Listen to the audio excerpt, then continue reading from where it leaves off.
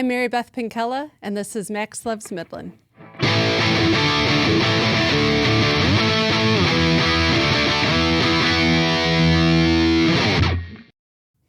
Welcome back to the Max Loves Midland show. I'm Kevin LaDuke, your weekly tour guide, and I think this is the first time we've ever had somebody on that is the former nighttime weekend anchor for 102.5 WIOG. But that, of course, is not why you're here today. Yes. We're really excited to have Marybeth Penkala with us today. Marybeth, welcome. Thank you so much. Thanks for having me. Absolutely. I'm curious a little bit because where you work at, it's really similar to my day job at the Midland Area Community Foundation, where you ask one person what the community foundation is, they might have a different answer than the next 10 people. And I think the Midland Business Alliance can be really similar to that.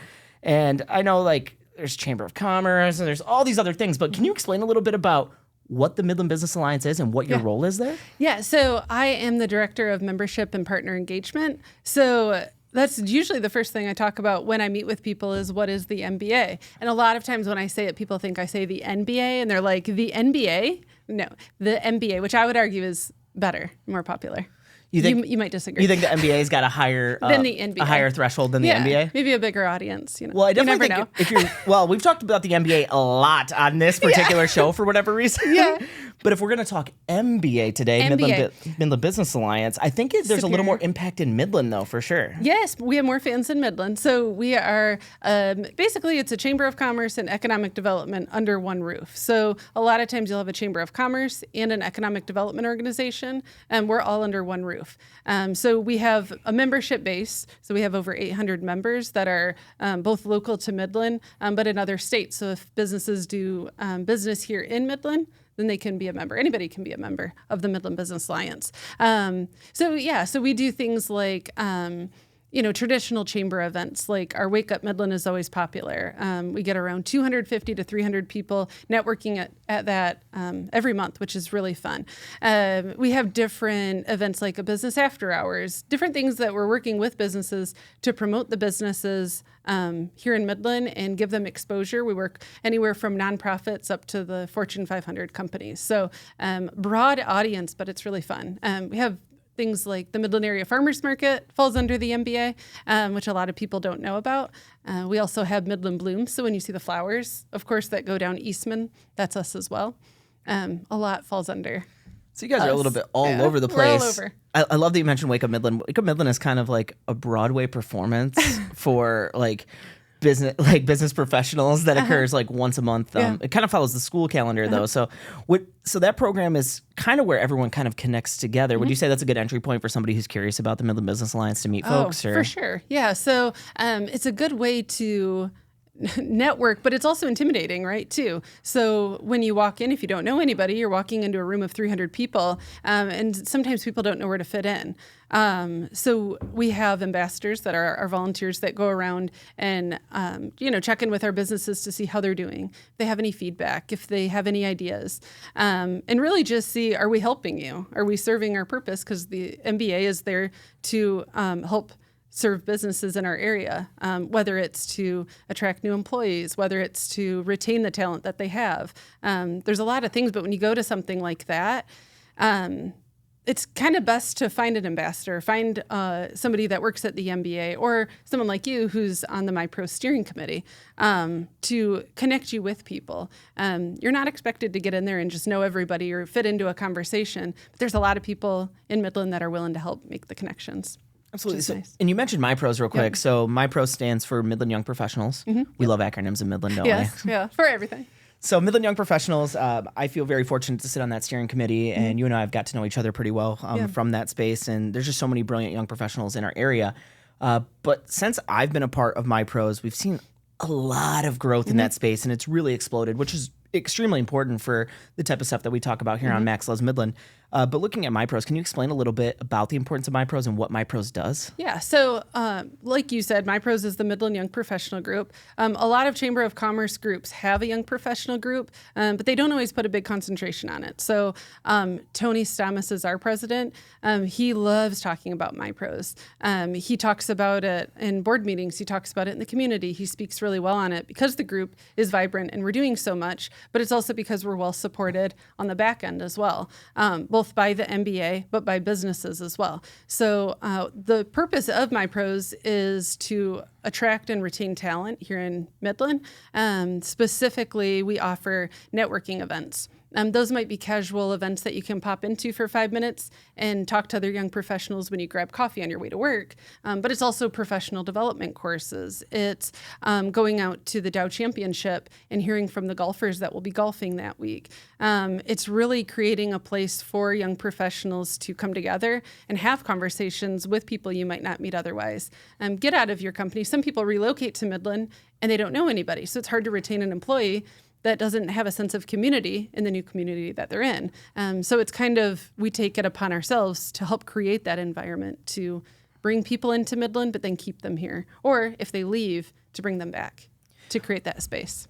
And what I like so much about MYPros too is it feels very affordable for that entry level for the young professional. And you guys really understand the role of the young professional within the community. So how does our group function a little bit different than maybe other communities do? Yeah, so our group so we have around 300 members right now. When I first started, it was fresh out of COVID. So our membership was just kind of all over the place. There's, whenever there's turnover within an organization, someone's kind of holding that program until somebody comes in to take it. And that's kind of the place it was at.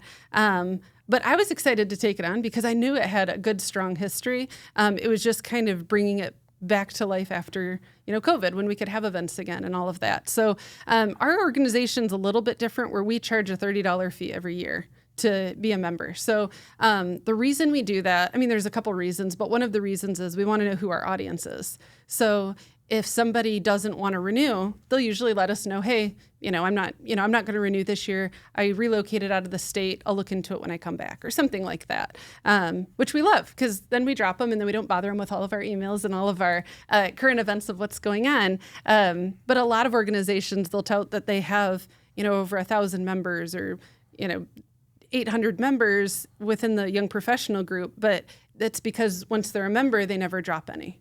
So that's kind of an ongoing membership. For us, it's a very intentional way to see who are we serving, who should we get feedback from, and who's looking to interact. And just this year, we've gotten, I think around 75 new members. So it's working really well. A lot of people are encouraging their employees to be a part of MYPros, and a lot of people know about MYPros through crowdfunding, which you know about because you're on the crowdfunding committee, the co-chair with me for the crowdfunding committee.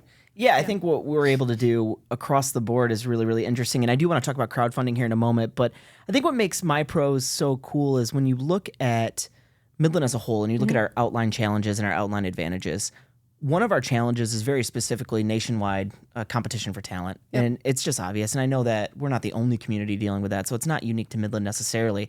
But everyone is kind of scrapping and clawing their way to try and get as many folks to come to their community as possible.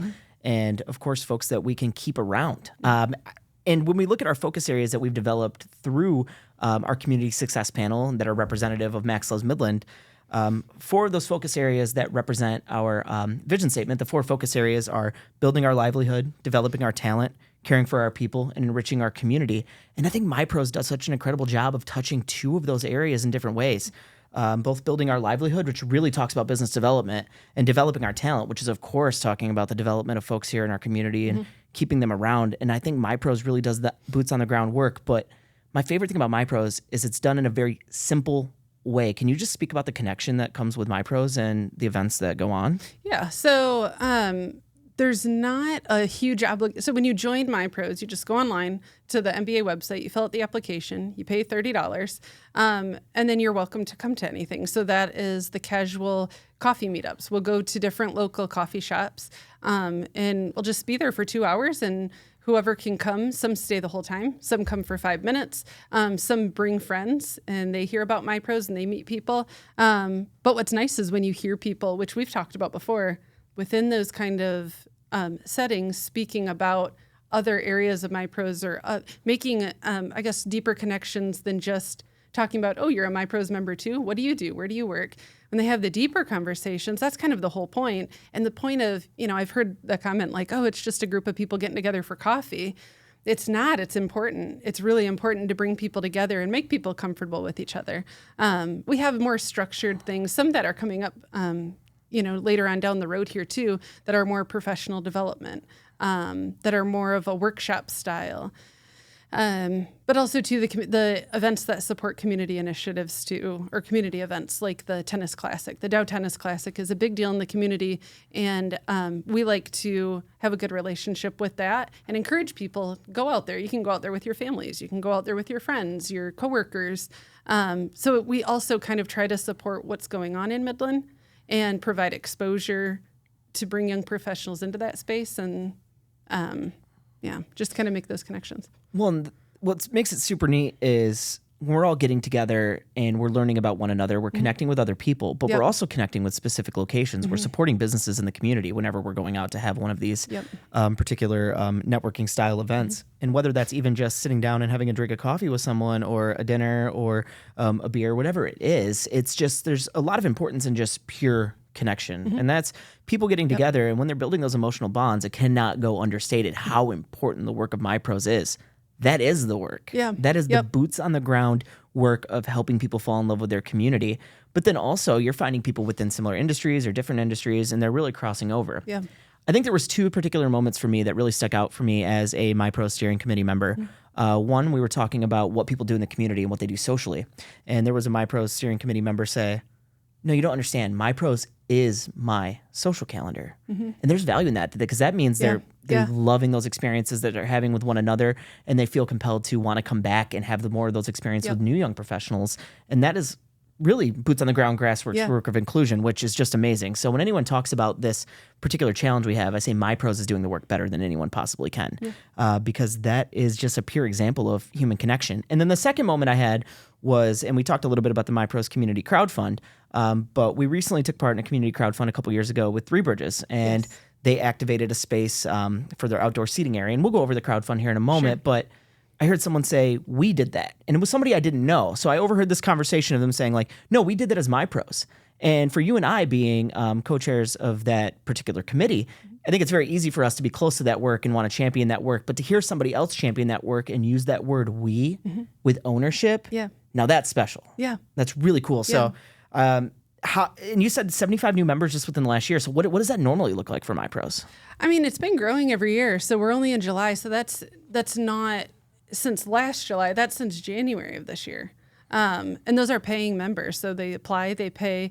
And we're seeing new faces at everything. I like it when we go to an event and Levi, who's our marketing specialist at the MBA, we'll look at each other and we're like, we don't know anybody here. But it's a good thing, though, because it's new people coming out. And it's our job, too, that when we're at something like that, and I always say it in the steering committee meetings, is that when you're at things, don't just sit with one person that you know, go around and meet people. That's your job. As if you work for the MBA, that's your job. But it's also your job if you're a steering committee member, to make people feel welcome. And, even if it's someone who is sitting by themselves, someone better go talk to them, because you want to, everyone should feel included and not feel like they went to something and then they didn't know what to do, bring them into conversations. And I mean, that's kind of, at the MBA, we do that at everything. That's kind of our job. And sometimes we're more so working the event.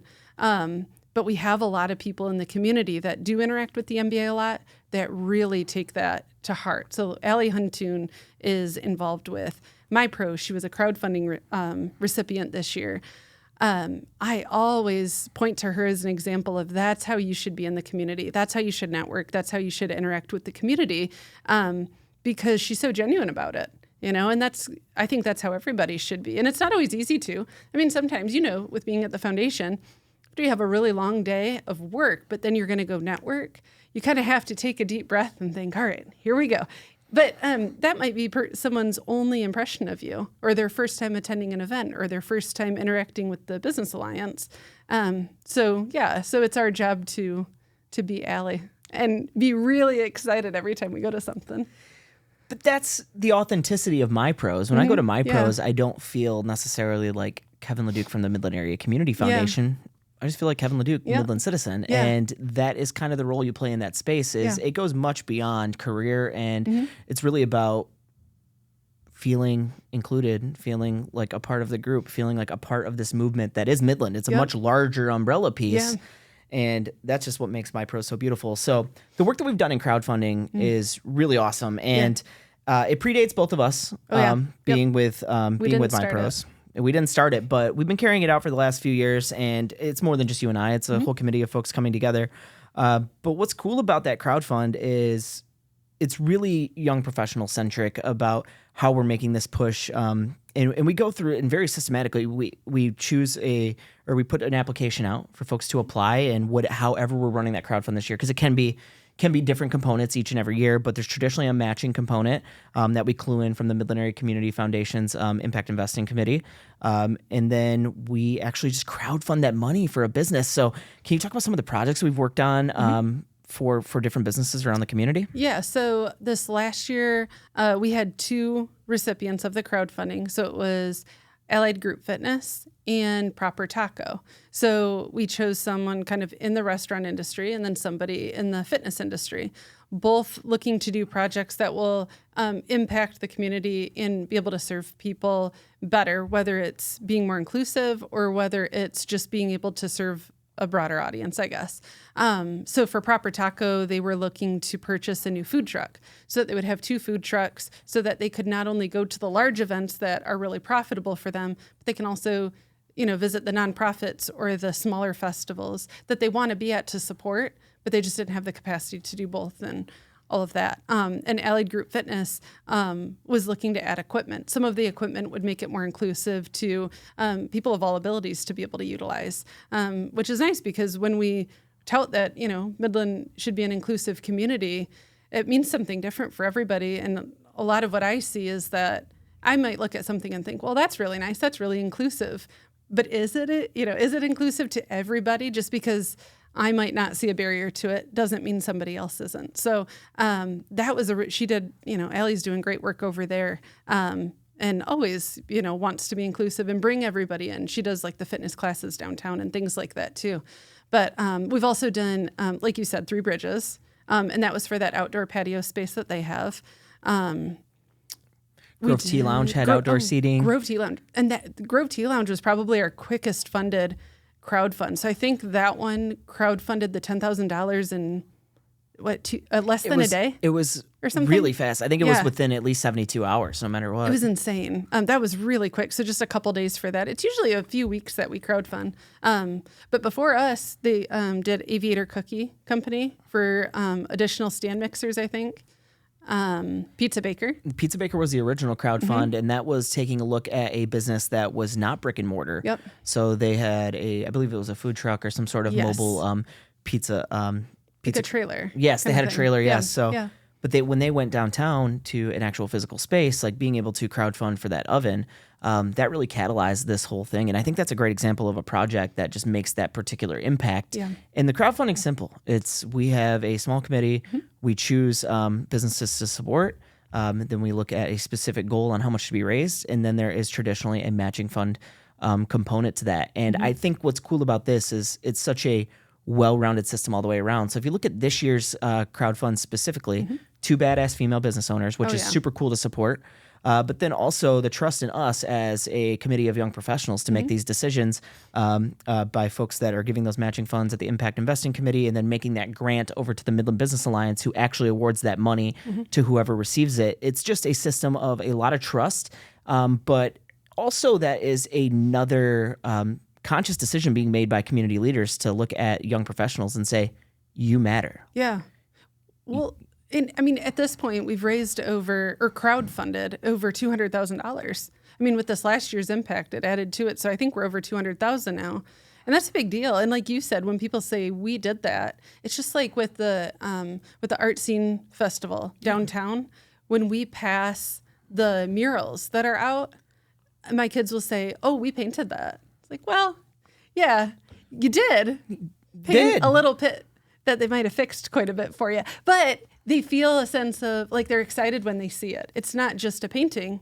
They did that. They helped with that. They helped, make that what it is. And that's how people feel about crowdfunding. And for crowdfunding, it's not like you can make an impact with $100. You can make an impact with $5. And that's what we encourage people that, give $5 if you can give $5. If you can't give anything, share the post, talk about it. Anything helps. It doesn't have to be monetary. It can be just talking about it, sharing the post, letting people know, hey, if you can contribute, it's going to make a big impact. Crowdfunding's fun. crowdfunding is fun, and we have a really good time with it every year. So obviously, there's no particular crowdfund that's operating right now at this moment, but within the next year, we're definitely going to take another look at that. So, but your community involvement goes beyond your role with the Midland Business Alliance. What other organizations are you clued into? Or I know you sit on a couple boards, correct? Yeah, so I'm on the board of directors for Midland Child Advocacy Center, which was previously known as Safe and Sound. I'm on a committee over at the Legacy Center that concentrates on substance abuse and like Narcan and things like that. So it kind of, there's some subcommittees as well with that. And then I'm heavily involved with MYPros, but a lot of that is just through my role with the MBA. I'm an ambassador for LEAD, which they focus on, a lot of the mental health stuff and the well-being. And they're a great group over there. Lisa runs that really nicely over there. So I help just volunteer kind of with like their golf outing and things like that, but then also help with their fundraiser each year. And then I review scholarships with the Community Foundation. That is really fun each year because I'm not from Midland, so I'm not really familiar. When I came in, I wasn't familiar with the schools in Midland and whatnot, but I've gotten to know kind of the differences with them and getting to review committees. You get to know people indirectly. So then when you meet them at the awards night, it's like, oh, good, I read about you. Now I know you. But yeah, I mean, I'm fortunate to get to be involved in things because when people bring you into something, they're trusting you to, give feedback and not just give feedback, but also act on it and be a good representative for them. I'm on the supervisory committee for Members First Credit Union. I had worked at Dow Credit Union previously to the Midland Business Alliance. So I had been in the credit union world, but it's cool because they're very different credit unions. They run differently. They're very different, but I'm a fan of both of them. They both do things really, really well, just different. And it's fun to be involved there too. I've learned a lot. You'd think that being at a credit union, I would know the things that I should know for being on that, but I didn't. And they're so graceful and they have taught me a lot. So so I get to be involved with all of these things. And my husband will say, well, what committee are you doing that thing for today? And I'm like, I just like look on my LinkedIn. It's on there somewhere. I put it on there somewhere because it's fun. If you get to be involved with stuff, you better be involved because otherwise you really shouldn't be complaining about anything if you're not going to be involved and have a say in it. And I think that speaks to people's ability to get involved here in Midland. We have a large population of nonprofits here in the community, as you and I are both familiar with, but that also means there are a lot of board positions available. That means there's a lot of different committees to get involved in. And I think Midland is a great example of you can give your treasure, obviously, to these organizations, but you can really give your time and you could volunteer your space and bring your gifts to a lot of these great community organizations, which is something that you obviously enjoy doing. It's fun. It's just, my first question is always, what's the time commitment for that? Like if I get asked about something, because you have to prioritize, your work, your committees, your family. I mean, there's a lot of prioritizing, but it's fun. And I think that it's such a privilege to be able to serve on committees and boards and with different organizations that you just have to be sure that you can give the time that you're saying that you can give. But if you can, get involved. And that's what I like with the MBA too, is when people want to get involved, we have a lot of relationships with the nonprofits that are in town. So we kind of encourage people, hey, they have an opening on their board. Why don't you ask about it? They have an opening on a committee over here. You should ask about it. I had a friend who was looking to get involved just with Up Midland. So the city, even posted, hey, we have openings for the library board, for this, for that. There's a lot to get involved with. So even for people that don't have jobs here in Midland, but they live here, you can still get involved. It's not an excuse not to get involved just because you don't work in the area. If you live here and you want to have a say in things, get involved with like Citizens Academy or like Leadership Midland is through the Midland Business Alliance. It's a great way to build relationships and learn how Midland works and why it works the way it does. But then also too, how to get involved, how to give back. You can't just take. You have to give back so that everything works. Yeah, there's definitely a reciprocal nature to community, and I think that's important to be pointed out. Speaking of community, this is your community now. You are a Midlander at this point, but you were not always a Midlander. No. So where are you originally from? I'm from Hemlock. So I kind of grew up between Saginaw and Hemlock, but I graduated from Hemlock High School, and I love Hemlock. Some people will be like, where is that? And it's not very far. It's like, 15, 20 minutes from Midland. But it's a small town. We had one stoplight.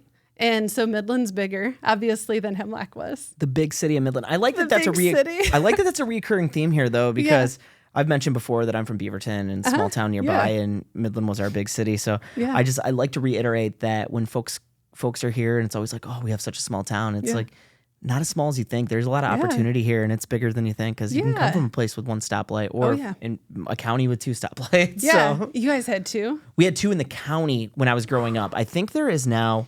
There might even be 4 stoplights in that county now, which is just unbelievable. So, hey, Gladwin County blowing up. Hemlock had 1 in town, but I love Hemlock. I never have a bad thing to say about it, and I'm just comfortable out there. I had, some friends that grew up down the road from me that had farms, and we'll still go out there and walk their property, and it's just peaceful out there. But anyway, so lived in Hemlock, and then moved out here once I got a job out of college. And then we lived in town in an apartment for a bit, and then moved out to Bullet Creek, and then that's where we landed now. When you say we, I know you mean you and your husband. So your husband, you met him where? Okay, so Sam is wonderful. We met at Delta, and he was transferring out to SVSU to go for occupational therapy, and I was transferring out to go to Northwood for marketing.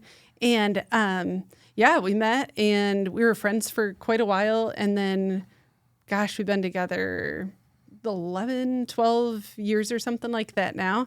But yeah, he works for My Michigan Health. He's an occupational therapist. And it was funny this weekend.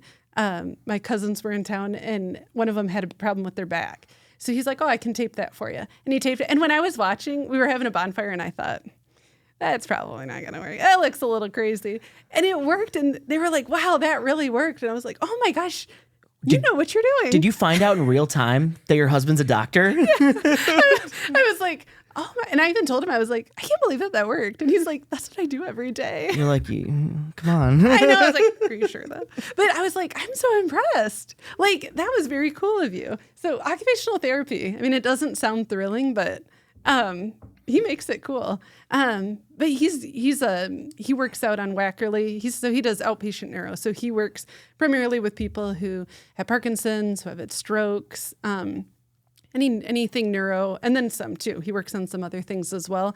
But, he's always the first to raise his hand to go out and do talks on Parkinson's or things like that, that he doesn't have to do. He could just go do his job and then come home and, be fine. But, that's one of the great things about him too, is that he's always ready to raise his hand and go out and help with things, and whether it's relevant to his job or not. And you must really like him, because I Googled how this stuff works. I know you guys have a couple kids, so you must at least have some infatuation with him, or you're going to keep him around. So, so what is family like for you here around here? And I know you guys live in Bullet Creek, correct? So what kind of spaces are there for you guys to share as a family, and roughly like what are the ages of your kids, and how do they interact with this community? Yeah, so we have a 3-year-old and a 6-year-old, and they're both boys. They're just wonderful, very different personalities, but one of them, 6-year-old's just like Sam. The 3-year-old's just like me. So sometimes when the 3-year-old does something, he'll be like, oh, look, it's you. I'm like, oh, yikes. But he's learning, just like I had to learn. He's learning too. But they're both so sweet. They're really good boys. And we go to, in the winter, we go to the library. Like a Saturday morning, we'll go grab coffee, go to the library, and they have that really nice play place downstairs, which I never heard of until I did the Leadership Midland program, and they toured us around. I had no idea, but just a way to blow off some steam and get some energy out when it's too cold to be outside to do anything. This weekend, we were just over at Chippewa Nature Center. We usually have their birthday parties over there because they have the natural playground. They can go outside, and I'm kind of a worrier, usually with the kids with playgrounds. Everything's so high up. I know they're one step away from just, hitting the ground. So with the natural playground, I feel like I can calm down a little bit and not be quite so like, oh, no, oh, careful, So it was so fun. It's beautiful. It's shaded back there. they've got the trails, and it's close to our house because we're right over in Bullet Creek. But we also love going to Loons games. So you interviewed Brad Tunney a few weeks ago, and he's always so sweet that whenever he sees us there with the kids, he's always like, come on in. And he's busy. And we're always like, are you busy in here? He's like, no, I'm not. But he is. He's busy in there. But he lets the kids. Brad's just watching baseball. That's what he's like, I'm not busy. But the kids will always shoot baskets in there. And so then afterwards, we'll say like, ooh, what was your favorite part of the game? And they'll be like, we got to play basketball there, which is like the opposite of why we took them. But they're so sweet. And it's a nice, Midland's just a nice environment to have kids because, when we take them places, we don't feel like we're bothering anybody or like they're being too loud or they're being too much. Midland, I think, is generally really welcoming to kids, and they want them there, so it's nice. And you made Midland your community of choice because after meeting your husband at Delta College, I know you guys went to a couple different schools. He went to Saginaw Valley State University, correct? Yep. But you came to Midland. You went to Northwood University. Yeah. So you're a Northwood graduate, and now you're here. What rooted you in Midland specifically? Was it job opportunity or? Kind of a mix. So he's from Bay County, and I'm from Saginaw County. But I had done internships at the Great Lakes Loons during college. I did an internship with the tennis center. So I was kind of building my connections out here because there was so much opportunity to. That we didn't, I guess, intentionally pick it. It kind of picked us. But then we stayed here because we love it so much. And we wanted some space. So when we bought our house, we bought out in Bullet Creek because neither of us grew up in the city or in a town necessarily where you're close to each other. And Sam always said, I want to be able to throw a football as far as I can or smack a baseball as hard as I can. And when you're first buying a house, I was like, yeah, I like lower the expectation a bit. I don't think that's going to happen. But it kind of fell into our laps. It was when the market was down for houses and people weren't buying, which is opposite of what it is right now.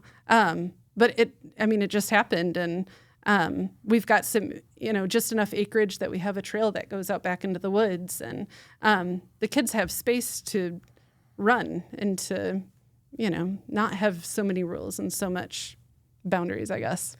What's neat is you mentioned these spaces that you guys like to go as a family, like the Grace A. Dow Memorial Library, Dow Diamond, Chippewa Nature Center, and then you live in Bullet Creek, and you kind of have this dream of kind of being out in the country per se, or just having more wide open spaces. But all the spaces you named that you like to gather within our more high density areas here in Midland are within like 10 minutes of your house. Yeah.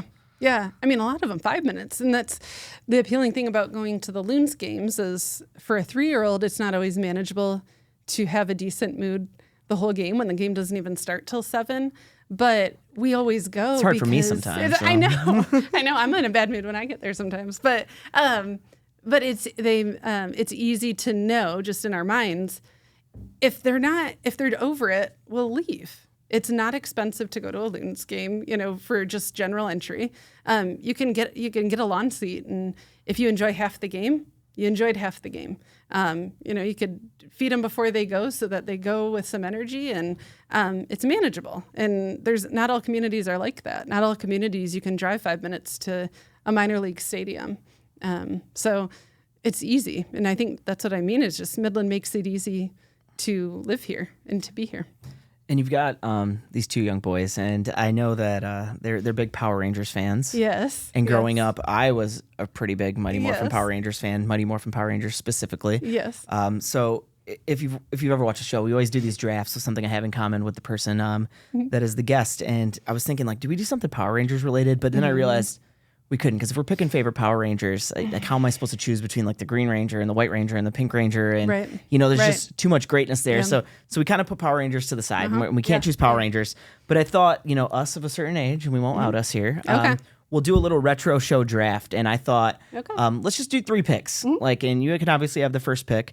But something that you watched in your childhood, and we'll keep it very broad. So let's just have some fun here. And what, like growing up, like what was something like in addition to Power Rangers that you may have watched? In addition to Power Rangers.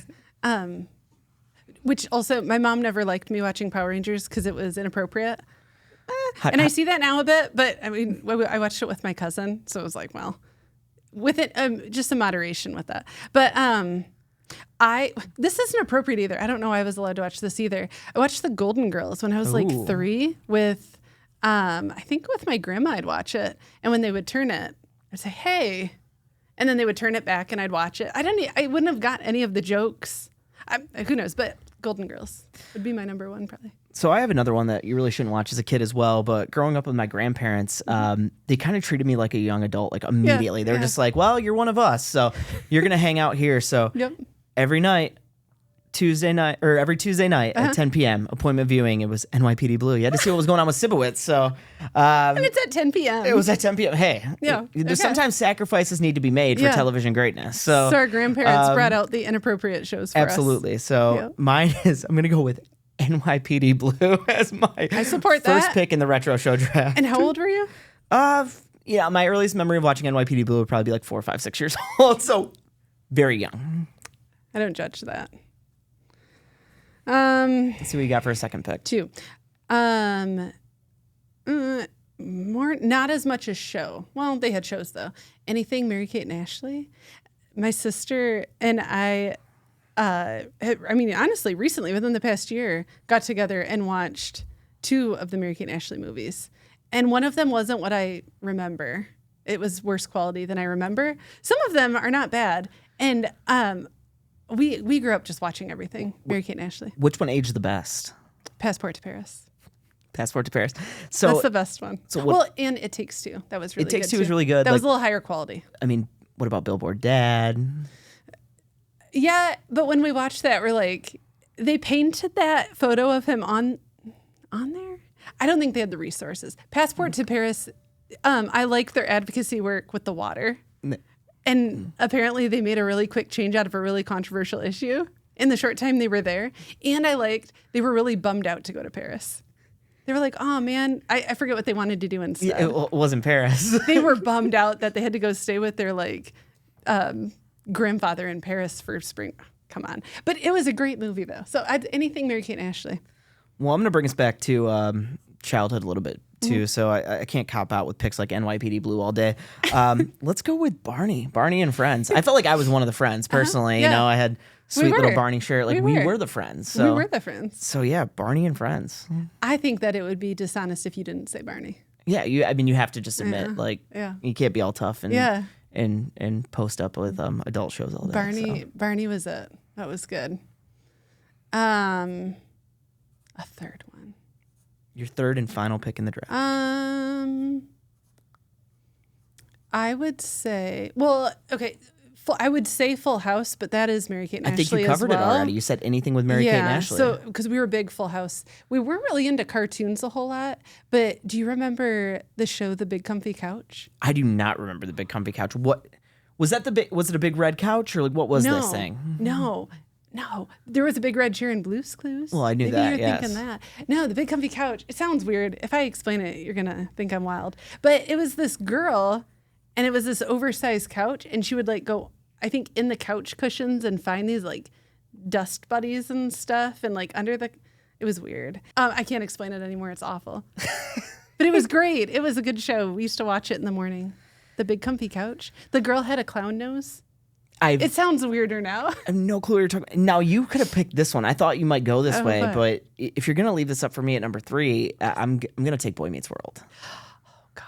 Yeah. Yeah, so Boy Meets World. Yep. I just rewatched that, the whole series 2 years ago. My hot take about Boy Meets World is that Sean is the most dynamic character, and as much as Corey is the boy meeting the world, I don't know.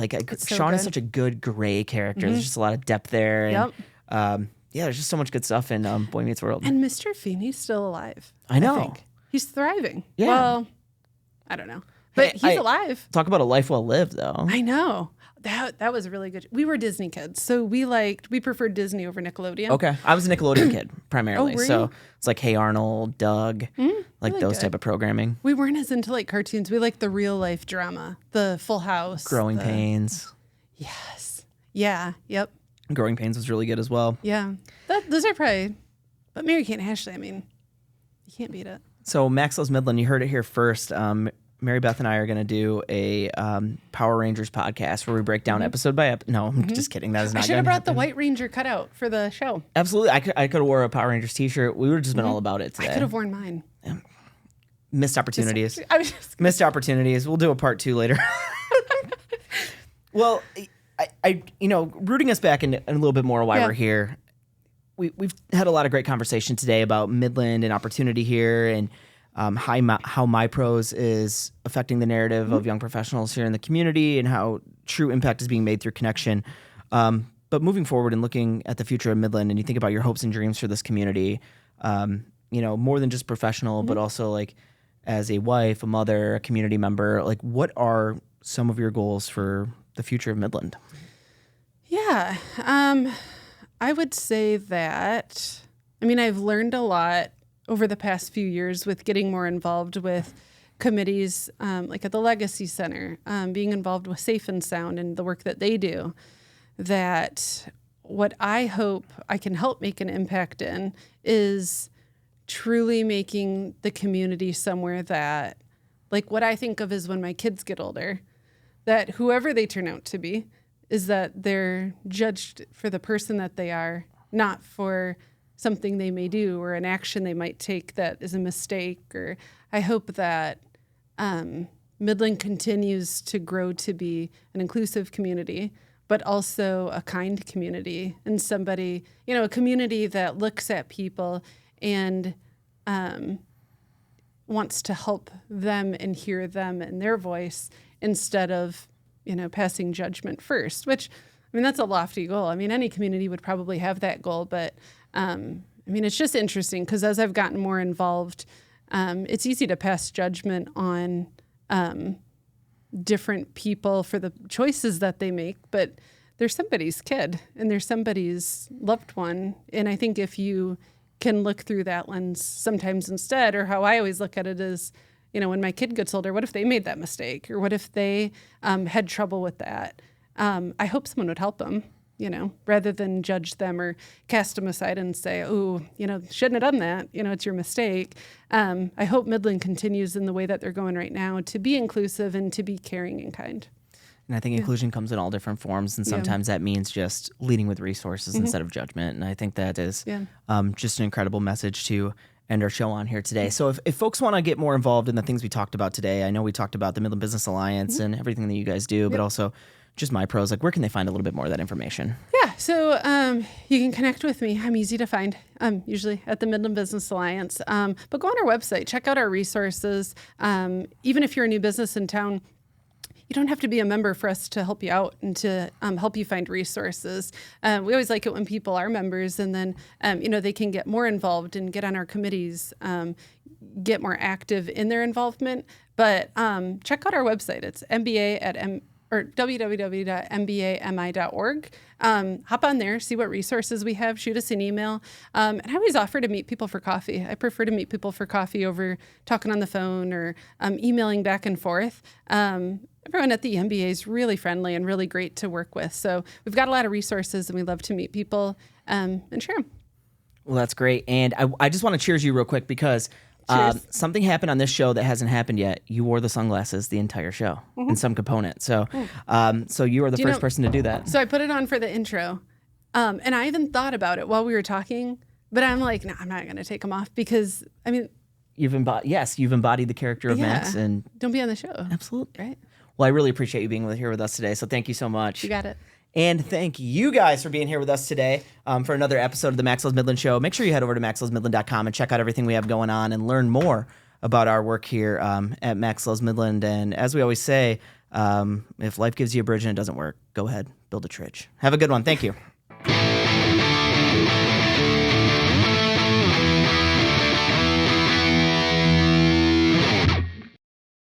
Subscribe wherever you consume media.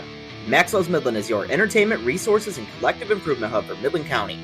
Plan your next adventure in Midland at maxlovesmidland.com.